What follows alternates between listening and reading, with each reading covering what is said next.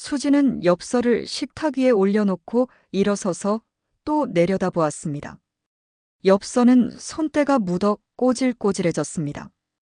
아마도 수십 번 넘게 만진 흔적이었습니다. 도대체 무슨 엽서길래 수십 번씩이나 봤을까요? 엽서 겉면에는 한남중학교 32회 동창회라고 적혀 있었습니다. 수지는 엽서를 보면서 또 과거 중학교 시절을 떠올렸습니다. 가난하고 비루했던 시절이었습니다. 아버지가 공황장애와 우울증에 빠져 경제활동을 쉬게 되면서 집안 형편이 급격히 나빠졌던 시기였습니다. 아버지가 직장에 다닐 때는 남부럽지 않게 살았습니다. 그런데 한순간에 그런 집안이 무너져 버린 것이었습니다. 어머니가 시장 좌판을 깔고 채소를 팔아 생활을 했었습니다. 어머니 역시 관절염으로 다리가 성하지 못한 상태에서 돈벌이를 해야 했기 때문에 다리가 아프지 않은 날이 없었습니다. 그 시절은 어린 수진에게도 아픈 추억을 많이 남겨놓았습니다. 동창회 모이는 장소는 강남 대성호텔이었습니다. 수진의 얼굴에 야릇한 미소가 스쳐 지나갔습니다. 마침내 수진은 결정을 했습니다. 그녀는 엽서를 찢어 쓰레기통에 넣었습니다. 더 이상 고민할 필요가 없다는 듯이 말입니다. 언제가 아픈 추억의 상처를 피해 살 수는 없었습니다. 언제가는 정면으로 맞부딪혀야만 했습니다. 그게 어떤 결과이더라도 시도를 해봐야 할 때가 되었습니다. 수진의 인생의 뒤안길에서 다시 생각해 보더라도 아픈 추억의 흔적들은 그것 나름으로 의미가 있는 것들일 테니까요. 수진은 동창회에 제일 먼저가 있었습니다. 얼굴을 모르는 친구들도 몇몇 있었지만 거의 대부분 아는 얼굴들이었습니다. 졸업 후 길다면 긴 시간이 흘렀음에도 친구들의 모습은 몇 명의 특색적인 변화 이외에는 거의 대부분 바뀌지 않았습니다. 조금 있다가 우르르 몰려들기 시작했습니다. 여기저기서 환호와 박수가 터지고 히히덕거리는 소리 등으로 호란이 시끌벅적했습니다. 수지는 하얀 블라우스에 무릎에 닿는 길이의 베이지색 치마를 입고 있었습니다. 늘 같은 모습이었습니다. 깔끔하고 수수한 복장이었습니다. 혼자 있을 때나 주변에 사람이 많은 곳일 때나 항상 같은 차림새였습니다. 얼굴은 편안했지만 자주 웃지는 않았습니다. 그것이 자연스러워 보였습니다. 어머, 너 수진이잖아. 옛날하고 변한 게 없어. 친했던 희영과 미숙이었습니다. 너희들도 예전과 비슷하네. 늘 밝고 표정은 여전하고. 수진이 살짝 미소를 지으며 대답했습니다. 그리고 또 한 무리 친구들이 들이닥쳤습니다. 미옥과 경숙, 성주 등이었습니다. 수희 주변에는 10여 명의 동창들이 앉게 되었습니다. 수진아, 너 동창회 처음 나왔지? 안 나올 줄 알았거든. 동창생들은 그간 어떻게 살아왔는지 수다를 떨며 재밌는 시간을 가졌습니다. 수지는 차분하고 조용히 친구들의 말을 듣고 있었습니다. 성향상 자신이 말하기보다는 남의 말을 많이 경청하는 습관이 있는 수진이었습니다. 친구들 중에 미숙이가 수진에게 말을 붙였습니다. 수진아, 너는 요즘 뭐 하고 지내? 직장 생활, 전업주부, 그냥 집에 있어. 전업주부시라는 말씀이군. 그런데 수진아, 너는 그때 지금이나 화려한 것하고는 거리가 멀구나. 좋게 말하면 수수한 것이고 달리 말하면 좀 시골뜨기랄까? 그러면서 지들끼리 배꼽을 잡아 웃는 것이었습니다. 그들에겐 익숙한 풍경 같았습니다. 경숙이가 수진에게 대놓고 말했습니다. 옛날 너희 집에 소를 키우고 있었지? 서울에 살면서 주택가 소가 있었다는 게 당시에도 충격적이었지. 냄새가 진동을 했는데 민폐도 그런 민폐 없었다. 맞아. 수진이네 집은 흙벽돌집으로 다 쓰러져 가고 있었어. 그래서 어른들이 수진이네 집 근처에 가지 못하게 했어. 그 말에 물잔을 들고 있던 수진의 손끝이 작게 흔들리는 게 보였습니다. 그때 수진이네 집이 가난해서 수진이 도시락도 제대로 못 먹었어. 그때 생각하면 가슴 아파. 성주가 한마디 더 거들었습니다. 수진이가 교복을 헌 것을 사 입었을 때 생각이 나. 잘못 사서 큰 것을 산 거야. 교복 입었을 수진이 모습이 지금도 떠올리면 우스워 죽겠어. 수진의 양미간이 살짝 찌푸려졌습니다. 수진이 조용히 말을 꺼냈습니다. 당시 우리 집 사정이 몹시 궁핍했어. 아빠가 마음의 병을 얻어서 그 말을 다하기 전에 수진이 울적해져 말을 잇지 못했습니다. 미옥이 나서서 화제를 바꾸었습니다. 나는 얼마 전에 리프팅 시술을 받았거든. 흔적 없지. 그렇지? 이거 어디서 한 줄 알아? 어디서 했는데? 가격은 비쌌나 보네. 리프팅을 여기 희영이네 남편한테 받았어. 어머, 희영이 남편이 성형외과 의사라는 거 들었는데 실력이 좋은가 보네. 희영아, 나도 부탁 좀 할게. 잘해줘라. 희영은 흐뭇해서 말했습니다. 알았어. 예약을 해둬. 그러면 남편한테 말해둘게. 미옥은 다시 수진을 향해 물었습니다. 수진아, 너는 아직도 리프팅 같은 거 안 해도 예쁜데 무슨 비결이 있는 거니? 비결은 무슨 그때 희영이 말을 끊었습니다. 나는 저번에 이 핸드백 신상 나올 때 백화점 앞에서 하룻밤을 꼬박 보냈잖아. 그래도 재밌어. 내 애장품이야. 동창들은 희영이 들고 있는 핸드백으로 시선을 집중했습니다. 서로들 한 번씩 만져보느라고 정신들이 없었습니다. 성주가 질세라 한마디 거들었습니다. 나도 저번에 그 백화점에서 이거 산 거야. 그때도 사람들 장사진을 쳤지. 다시 동창들 시선이 성주의 핸드백으로 쏠렸습니다. 그들은 물건을 자랑하러 나온 사람들 같았습니다. 누구는 신발을 올려 보이면서 자랑했고, 누구는 자기 손목시계를 자랑했습니다. 그 와중에 누군가가 수진에게 물었습니다. 수진아, 너 지금 차고 있는 시계 메이커가 있는 거냐?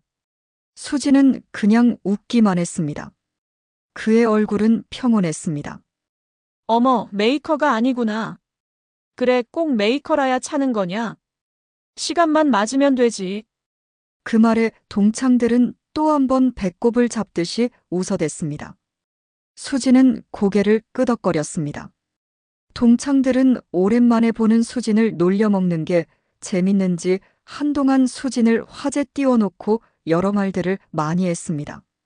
수진이가 오늘 동창회에 간만에 나왔는데 특별한 이유가 있을까? 특별한 건 없어. 그냥 과거의 어려웠을 때를 정면으로 떠올려 보기로 했을 뿐이야. 그러면 지금은 괜찮게 살고 있는 거야? 경숙이 시큰둥하게 말했습니다. 애들아, 수진한테 너무 그러지 마. 쟤도 잘 살고 싶겠지. 그런데 그게 마음대로 되냐? 수진이는 학교 다닐 때 공부만 했어. 우리 학원 갈 때 쟤는 도서관에 혼자 앉아 밤늦게까지 독학했어. 대단한 학생이었지. 수진은 그 말에 과거를 떠올렸습니다. 어머니가 시장에서 돌아올 때 도와주지 못해 미안해하면서도 도서관에서 공부를 해야만 했습니다. 그렇지 않으면 가난의 굴레를 벗어나지 못했을 것이란 생각이 들었습니다. 성주가 궁금하단 표정으로 수진에게 물었습니다. 너 결혼했지? 남편은 뭐 해? 응, 그냥 회사 다니지. 회사? 대기업이냐? 그냥 작은 회사 다녀. 그때 미옥이 혀를 차면서 끼어들었습니다. 수진이 너도 팔자가 그렇다. 어릴 적 가난했으면 나이 먹고는 남편 복이라도 있어야지 어떻게 팔자가 그러냐? 희영이 맞장구를 쳤습니다. 맞아. 안 됐어. 수진아, 그래도 열심히 살다 보면 좋은 일도 있을 거야. 늘 어렵게만 사는 건 아닐 테지. 희망을 가져봐. 정 어려우면 우리 남편에게 청소 일자리라도 알아봐 줄게. 그 말에 일부 동창들이 미간을 찌푸렸습니다. 정도가 지나쳤다는 표정들을 지었습니다. 그러나 그 말이나 저 말이나 듣는 수진에게는 다 똑같은 말로 들렸을 뿐이었습니다. 수진은 속으로 생각했습니다. 오늘 이 자리에 나온 게 잘한 일일까? 나오지 말았어야 했던가? 살짝 마음이 흔들렸던 것입니다. 그래도 어릴 적 친구들 보니까 인간 사는 게 다 그렇지 뭐 하는 생각도 들어 괜찮았습니다. 수진아, 너는 예나 지금이나 말이 별로 없구나. 애는 있니? 혹시 성격적으로 안 맞아서 애가 없는 걸 수도 있잖아. 응, 하나 있어. 미국에 가 있어. 어머, 어린애를 벌써 미국으로 보냈어? 그게 아니라 시부모님이 잠시 데리고 있겠다고 해서 보낸 거야. 미혹이 의아했습니다. 이해가 안 된다는 투였습니다. 시댁이 미국에 있어. 그러면 니네 집 형편도 나쁜 건 아닐 텐데.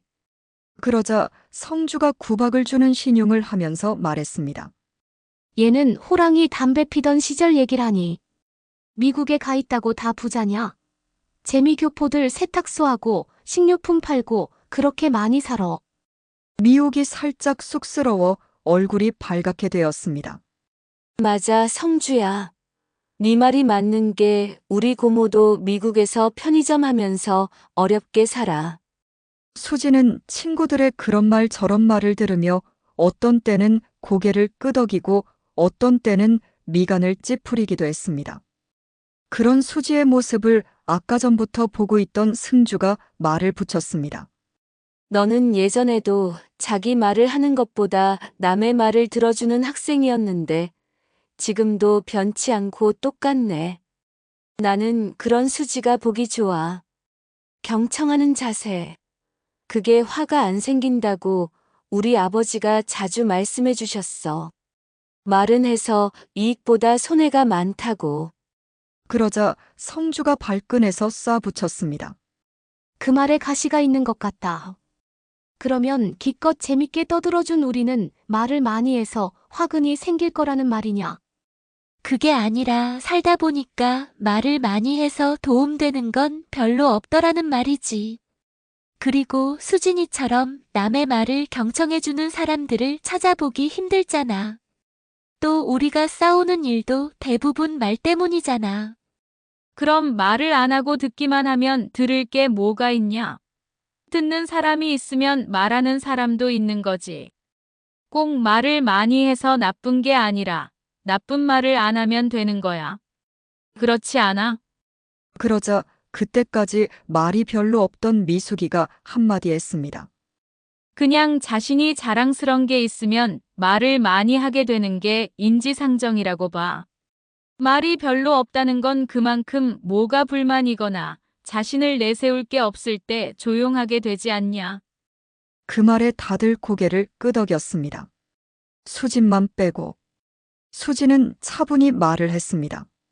허심탄회하게 대화하는 게 나쁜 게 아니지. 그러나 남에게 상처를 주거나 과거의 아픈 것을 들춰내는 건 다 나은 상처를 건드리는 격이지. 나는 자랑할 만한 게 별로 없어. 그래서 남의 말을 많이 듣는 편이야. 다른 의도는 없어. 그 말에 일부 동창들 얼굴이 상기돼 있었습니다. 신나게 떠들고 봤더니 자신들이 수진을 놀리고 있었다는 걸 늦게 알게 되었습니다. 그러다고 그들이 바로 그것을 시정하느냐 하면 아쉽게도 그렇지 못했습니다. 미숙은 겸연쩍은 표정을 지으며 수진에게 말했습니다. 다음번 동창회에도 나올 거니? 아니면 오늘만 나오는 거니? 모르겠어. 기회가 되면 나오는 거지. 너는 전업주부라며 시간은 많을 거잖아. 시간이 날 때마다 그림을 조금씩 그리고 있어. 그래서 시간이 많이 나는 건 아니야. 성주가 신기한 듯 호기심 가득한 얼굴로 물었습니다. 서양화. 취미로 그리는 거야. 잘 그리니? 그냥 취미 생활이지 뭐. 그러자 너도 나도 그림을 배워야겠다고들 했습니다.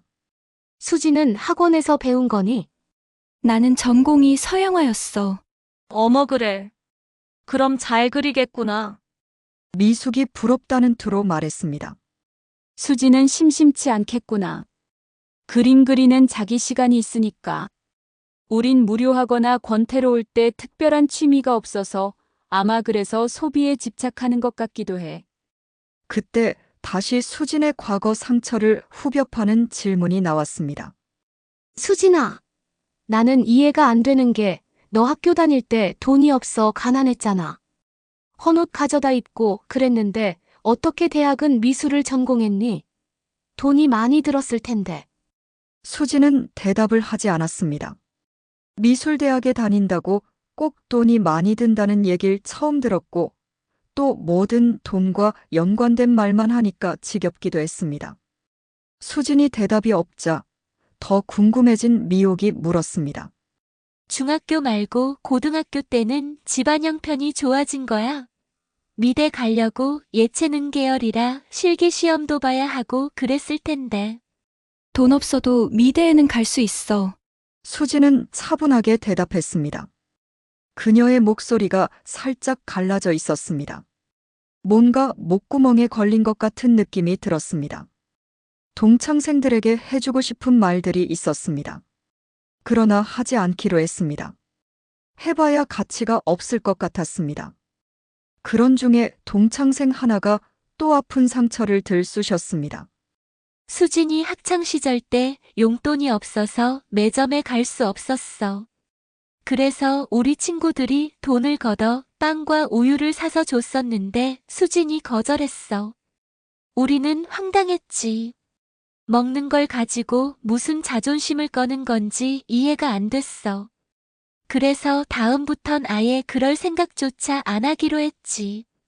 미옥이 그 말에 맞장구를 쳤습니다. 그땐 정말 기분 나빴어.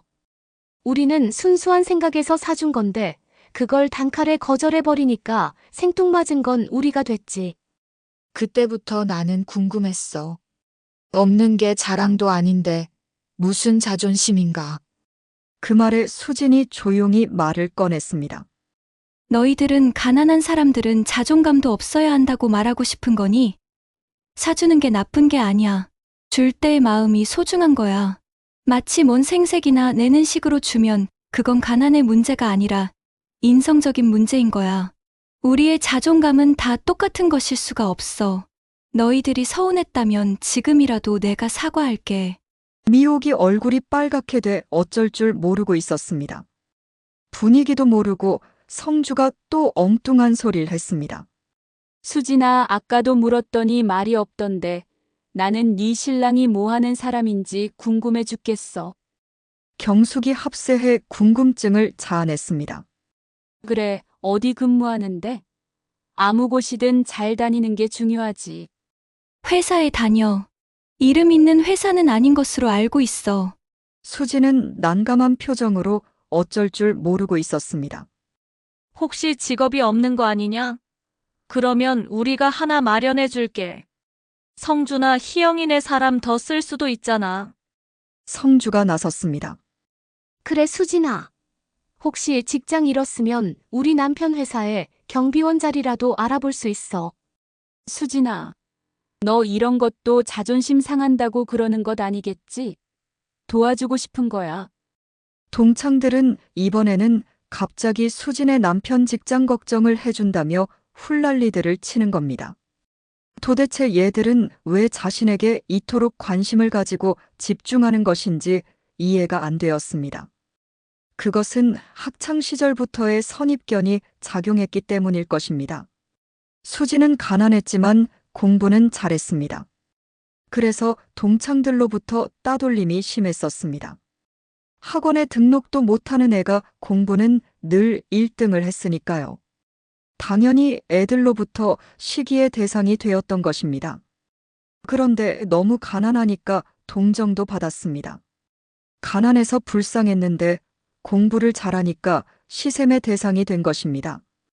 동정과 시기가 어우러져 수진에 대한 동창들의 마음은 복잡했던 것입니다. 달리 말하면 주는 것 없이 미운 사람이 된 것입니다. 남편의 직업이 그렇게 궁금하다는 건 그들의 마음이 자유롭지 못하다는 것을 말해줍니다. 차립적이지 못하고 의존적이고 가부장적인 권위에 사로잡혀 있다는 것을 대변해주는 겁니다. 자신의 능력이 아니라 남편의 사회적 높고 낮음에 따라 자신들의 신분의 지위고하를 정하는 겁니다. 수진은 그런 인식에 차별적인 시선을 가지고 있었습니다. 수진의 남편의 직업이 관심사로 대두되면서 동창들은 수진의 인생이 걱정되기 시작했습니다. 혹시 남편이 직업을 잃고 산다면 학창시절 공부를 잘했던 수진의 인생이 너무 허무했기 때문입니다. 그런 측면에서 수진은 정말 불쌍한 사람이었습니다. 동창들은 아마 그런 이유 때문에 수진이 그동안 동창회에 안 나왔을 것으로 짐작했습니다. 동창들은 수진을 타이르듯이 달래면서 수진의 입으로 자기 신랑의 추레함을 토로하게 만들고 싶었습니다. 수진이 자신들에게 도움을 청하는 모습을 보고 싶었던 것입니다. 그까지 자존심이 밥 먹여주냐? 당장 배부르고 따뜻한 게 최고지. 그래 맞아 수진아. 네 사정이 지금 안 좋다고 이상할 건 없잖아. 너는 원래 가난했고 희망적이지 못했잖아. 그건 변함없는 사실이잖아. 미혹은 특히 수진의 상처를 후벼 파는 것이었습니다. 수진아, 이제 와서 남편 직업이 불투명하다고 너가 불쌍해지는 건 아니야. 너는 이미 불쌍했었고 우리들 인식에 너는 가난하고 불쌍한 아이로 영원히 남아있거든. 그러니 새삼스럽게 네가 더 불쌍해지는 건 아니야. 성주도 미혹의 말에 한마디 덧붙였습니다. 맞아. 지금이라고 해서 네가 가난하다는 건 더 이상 창피한 일이 아니야. 너는 이미 충분히 불쌍했어. 그러니 더 불쌍할 이유도 없는 거지. 이럴 때 친구들 마음을 헤아려 도움도 받고 그래. 그러다 보면 더 좋은 기회가 올지도 모르잖아. 숨 돌릴 새 없이 떠들며 수진을 동정하는 동창들의 속마음은 과연 무엇일까요? 정말 수진이 불쌍해서 하는 소리일까요? 아니면 수진의 마지막 자존심마저 무너지는 꼴을 보고 싶다는 응어리진 마음에서 나온 소리일까요? 수진은 도대체 이해할 수가 없었습니다. 당사자가 남편의 직업을 밝히고 싶지 않으면 그럴 사정이 있는가 보다 하고 이해하면 되는 것인데 굳이 그걸 까발리겠다는 속내가 뭔지 납득할 수가 없었습니다. 자기들 인생을 살아가면서 남편의 직업이 왜 그리 중요한 것인지, 그러면서 사회의 여서 진출이 차별철폐를 주장하는 그 모순된 행동은 어떻게 설명할지 궁금했습니다. 성주가 수진의 어깨에 손을 얹고서 다정하게 말을 했습니다. 우리는 너한테 도움이 되고 싶어서 그런 거야. 다른 의도는 없어. 어려우면 얘기를 해. 알았어. 정 어려우면 연락할게. 지금은 조그만한 회사라도 잘 다니고 있으니까 걱정하지 마. 그렇게 해서 수진의 남편에 대한 수다는 수그러지는 듯 했습니다. 수진은 잠시 화장실을 다녀오겠다고 자리를 떠났습니다. 로비를 지나 화장실로 들어가 한숨을 돌렸습니다. 두통까지 생겼습니다. 그래서 찬물로 얼굴을 식혔습니다. 다시 연회석 쪽으로 걸음을 옮기고 있었을 때였습니다. 누군가 지나치다가 인사를 했습니다. 보니까 정장 차림의 한 중년의 남성이었습니다. 그리고 그 뒤에 이어서 4~5명의 일행들이 몰려들었습니다.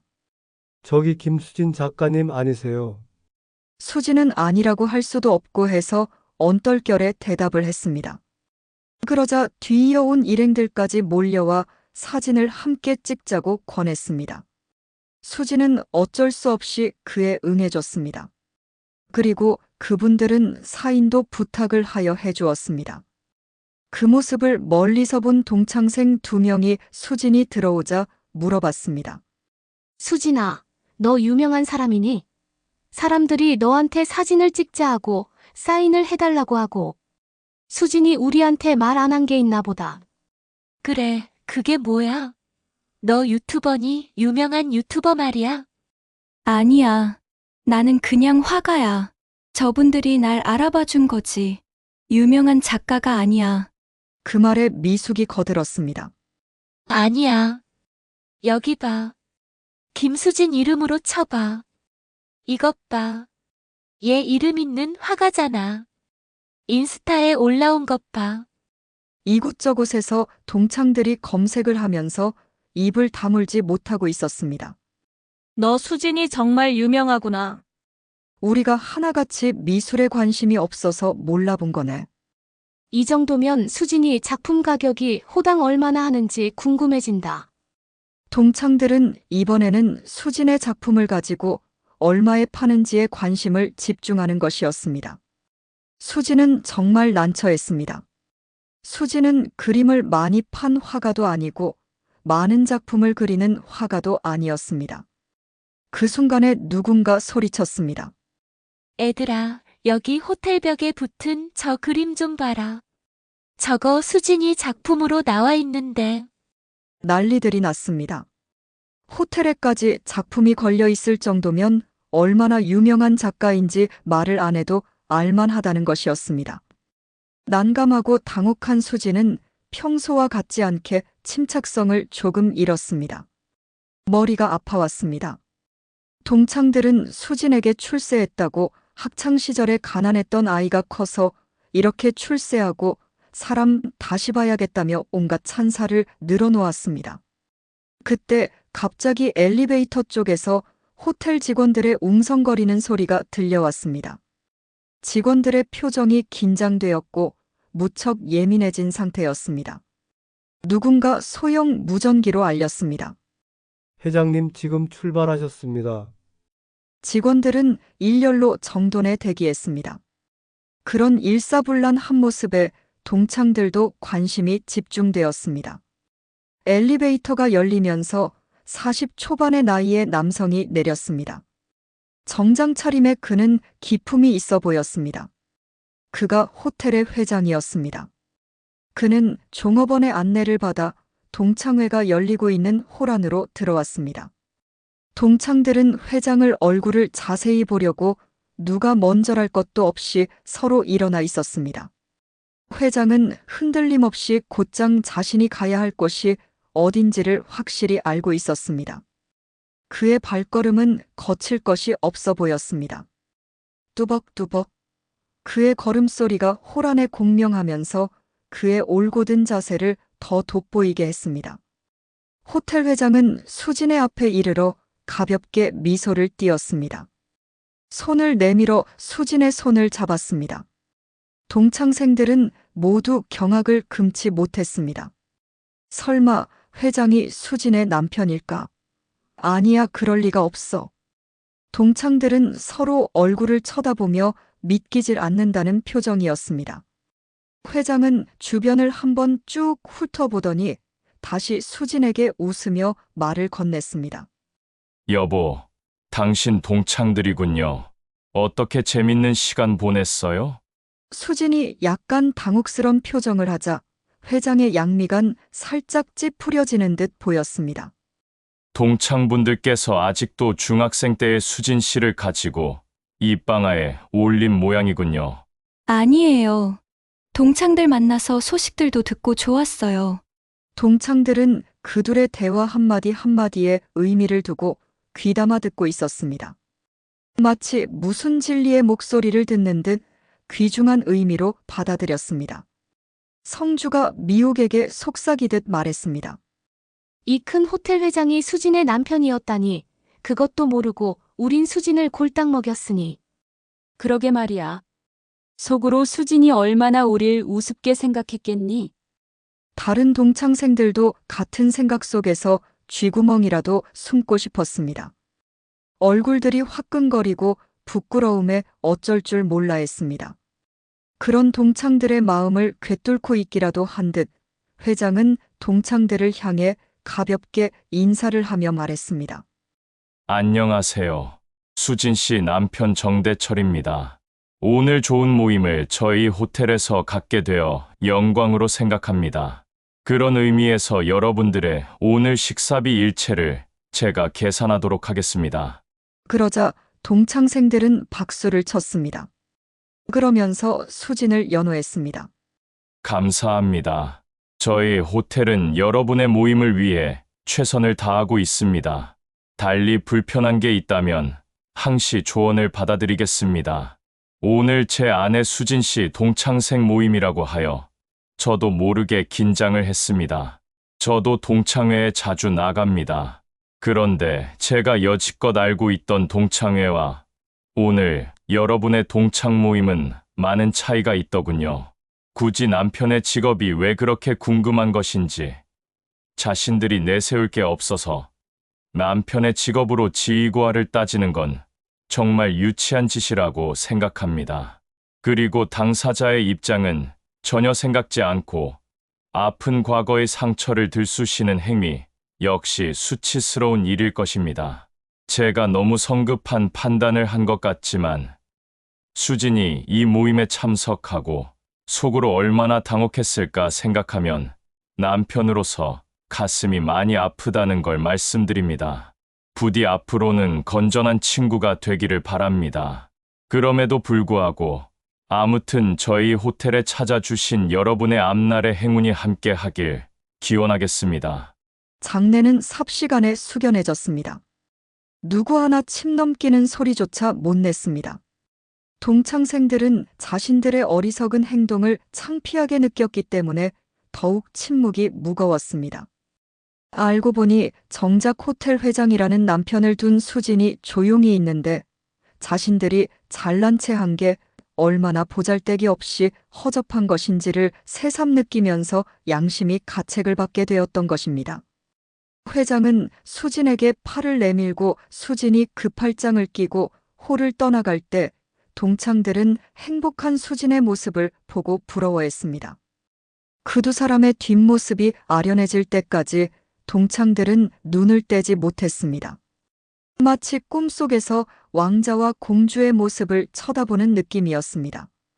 긴장되면서도 한편으로 대리만족도 느껴지는 자리였습니다. 수진이 걸어가다 도중에 한번 뒤돌아보며 한 손을 들어 살짝 흔들었을 때 동창들은 진정한 품위가 어떤 건지 뼈저리게 느꼈습니다. 그리고 진정한 행복이 뭔가에 대해서도 다시 돌아보는 계기가 되었습니다. 동창회에 참석하고 돌아온 수진은 갑자기 피곤해졌습니다. 어릴 적 친구들은 속물이 다 되어 있었습니다. 세파에 시달리면서 겪은 세월의 흔적은 속일 수가 없었습니다. 조금 있으면 중년의 나이로 접어들 길목에서 각자 삶의 무게를 감당할 책임이 주어졌습니다. 수진은 동창들의 해맑은 웃음과 예나 지금이나 똑같은 호기심 등을 생각할 때마다 자신도 모르게 웃음이 났습니다. 한편으로는 자신처럼 어릴 적 상처가 많은 사람들은 견디기 힘들 수도 있는 자리였습니다. 그러나 친구라는 개념을 잊으면 안 되는 것이었습니다. 수진은 그들을 미워하지 않습니다. 이제는 과거의 트라우마에 시달리지 않을 것입니다. 누구나 과거에 한때 아픈 곳이 있는 것입니다. 유달리 자신만이 아픈 것이라고 생각할 필요가 없습니다. 우리는 아픔을 가지고 살아갈 수밖에 없습니다. 살아가면서 그 아픔을 새로운 것으로 승화시키는 시도가 중요합니다. 아픔이 아픔으로써 끝나는 게 아니라 승화하여 어떤 결과물로 만들어야 합니다. 수진은 그런 의미에서 지금 아픔을 견디고 있는 것입니다. 사연은 여기까지입니다. 감사합니다.